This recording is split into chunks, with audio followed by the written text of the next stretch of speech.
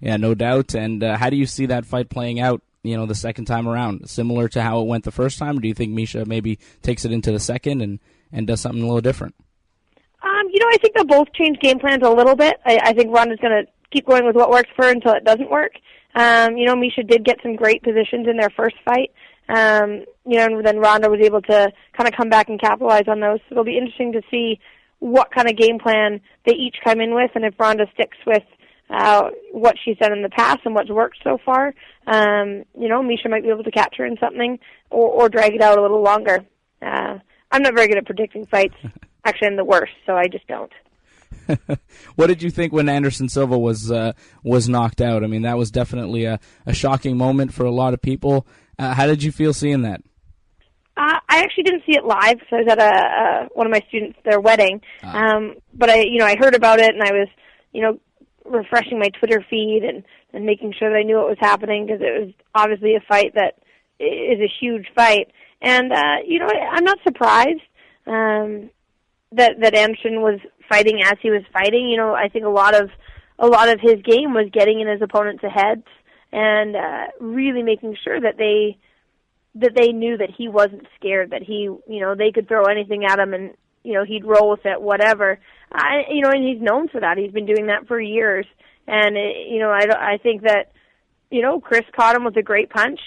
Cris kept his composure and didn't let himself really get pulled into that kind of psychological warfare, and went straight for him. I think he clipped him with that first punch, and Anderson pretended to act rocked. Yeah. But I actually think that he probably was hurt a little bit, played it up, and then didn't see that next punch coming, was definitely too far out of position. And when your chin's that high and you get hit with someone who's throwing a solid punch,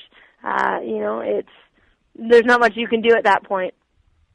And it's a little bit strange because you always feel like Anderson does see that next punch coming. He always seems like he sees 2 or 3 steps ahead, and at that moment he got caught. Do you think it was cockiness, or do you think maybe age is starting to play a factor?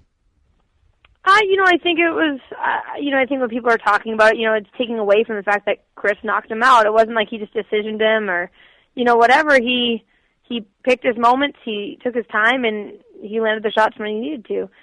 So I think that Cris did a great job of, countering Anderson's game plan. And, maybe Anderson was cockier than he's ever been because he's fought everybody.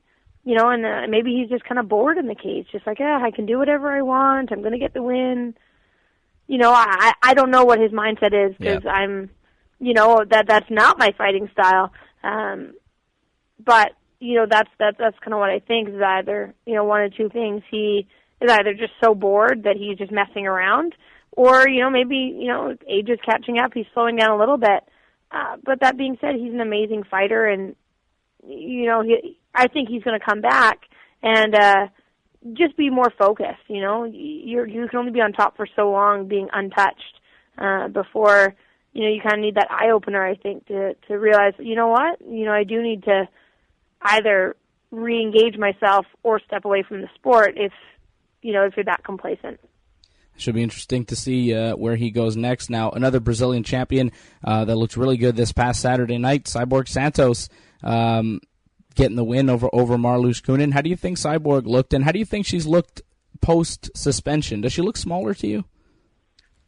I think that she's, I know Cyborg, and we kind of chat back and forth here and there. And I actually really like Cris, and I know she's made bad decisions, and those are her decisions. I wouldn't do any of that, but that's something that she's done, and she has to live with whether she's still on it or not. I know before when she was training, she was trying to train at like 170 or 175, so she was heavier. So when she was training with people who are closer to her size. And I just think now she just doesn't want to cut as much weight. She wants to be sitting, a little leaner than she was at 170 when she was huge. I think that she's probably walking closer to 165 now, which doesn't sound like a big difference, but it is when it comes to starting your fight camps, dropping down and making weight. I thought she looked phenomenal against Marloes. I'm a fan of both, and I really like Marloes, but Cris came out. I thought she fought really smart. I thought she showed a lot of growth in her in her approach to the fight. You know, she didn't just come in and go crazy. She kind of had controlled crazy, if that makes sense. Yeah. And really used her hips really well when Marloes was shooting in, you know, exploded when she needed to, but then picked her shots, you know, on the ground when Marloes was covering up, and before Cris might have just, you know, let loose and thrown as many punches as she could till she kind of gassed herself out a bit, and without a lot of them landing. You know, this time she really took her time, was very calculated when she needed to throw more, when she, you know, needed to wait it out, find the openings, and not waste that energy, and I was really impressed. Yeah, definitely a great fight. Just a great night of fights overall. Leslie Smith, her victory over Jennifer Maia. You had a great fight with her your last time in there. Some people saying, well, maybe Jennifer Maia won that fight. How did you score it? I had Leslie winning that fight. I think I kind of scored all the fights, and there was a lot of decisions, all really exciting decisions for the most part. But I think that I had Leslie with the first, Maia with the second, and Leslie with the third. You know, she really turned it on in the third, and the third was definitely hers. Yeah, definitely very impressive. You know, the fact that Leslie Smith was able to go, you know, the distance with a hard hitter like Sara Kaufman, and then now dropping down to 125, should be interesting to see what she does in that weight class. What do you think the next weight class for the women will be in the UFC? Will it be 125? Will it be 115 maybe? I'd probably say 115, because right now I think if they were to split, you know, the one, you know, and create a 125, there's a ton of really great talent at 125, but there's also some of those 25ers are right now fighting at 35. You know, some of the 35ers I think would probably try and drop down to 125, you know, to be like, well, maybe I'll be the biggest in that division, even if they've never fought there before. And, you know, I think that it would kind of be a little bit what happened with the men's, you know, 135 when they opened the 125, kind of thinned out both divisions a little bit.